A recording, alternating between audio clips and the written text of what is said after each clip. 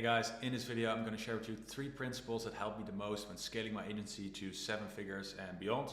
When I just started out, I didn't know any of these things, and I think sales can be quite daunting if you don't know what you're doing.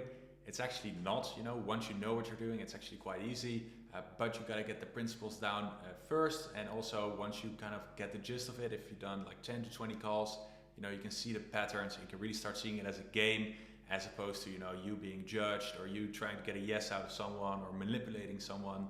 That's not the case at all. That's not what sales is. But in the beginning you obviously don't know that, so you got to figure it out. So these 3 principles really helped me with that. And the first one is actually one that I got from Twitter, from Lawrence King. This guy's like a sales coach, and he does a couple other things, I believe. I'm not 100% sure, but he just tweeted this out in a video, and it really stuck with me. And it is the thing that when someone is on a sales call with you, you can compare it to someone walking into, let's say, the Apple store, and you're the Apple salesman there, and they are looking for a blue iPhone. And then you come up to them and you're like, hey, what you're looking for? And they kind of describe the thing. You're like, hey, okay, I have this black iPhone here and it's great and blah, blah. And they're like, hey, that's awesome, but I'm just looking for a red one, or like a blue one, I said in the beginning. So they want a blue one, you got the black one. They're going to be, that's just not going to be a sale. And there's nothing you could have done as the salesperson there to convince them to get something else, right? Because they were just stuck in their mind on that one thing. And for me, what this really signified is, this little example. It really signified for me, the importance of detaching from the outcome, right?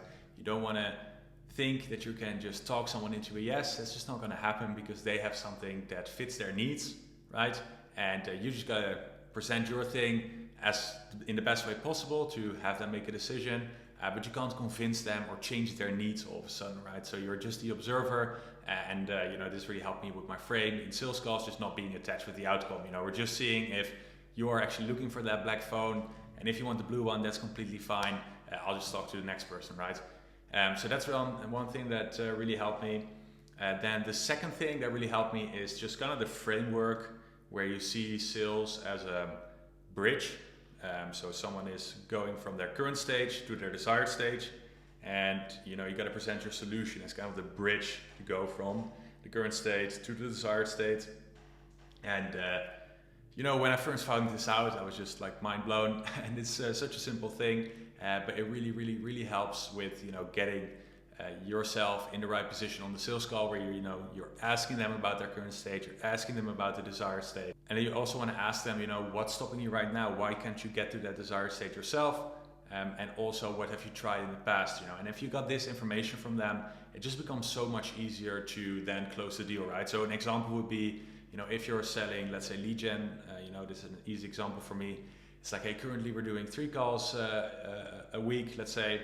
We want to get to 9 calls a week because we want to hit that $1 million a month thing, whatever, right? I'm just making it up. And then they're like, but we can't do it because we have no knowledge about how to, effectively enter this new market, let's say. And we've tried Google Ads before, but they were just way too expensive, And if I know all of this information about someone, it becomes a lot more easy to explain, in my case, for example, why, cold email would be a good solution for them to try out and to get to that desired state, and how it's different maybe from what they've tried before, and present it as well as I just do everything for you, so nothing's holding you back now, right? So that's something that really helped me, and just to visualize it that way, it's super easy.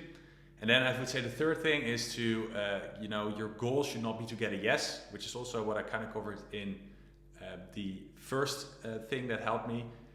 But what should your goal then be? Your goal should be to get an answer as quickly as possible. And if it's a yes or if it's a no, both is fine. But the worst thing in sales is to stay stuck in the middle, where you're not sure if someone's going to close.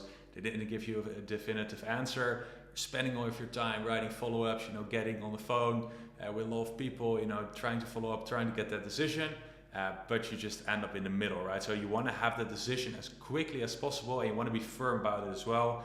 Set deadlines with prospects, get back to me before that deadline, or it's going to be a no. I'm going to assume it's a no. And a no is fine, because a no brings you closer to the next yes, and it frees up your time to focus on people that might say yes, as opposed to someone that's just like a silent no. So really make sure to get that clarity as quickly as you can.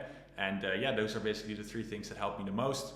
And now I don't really do sales anymore because I work with the sales team, but in the beginning, figuring this stuff out, it really helps to take these 3 things. And there's a million more things, of course, you can learn in sales, but these were the 3 main things that helped me.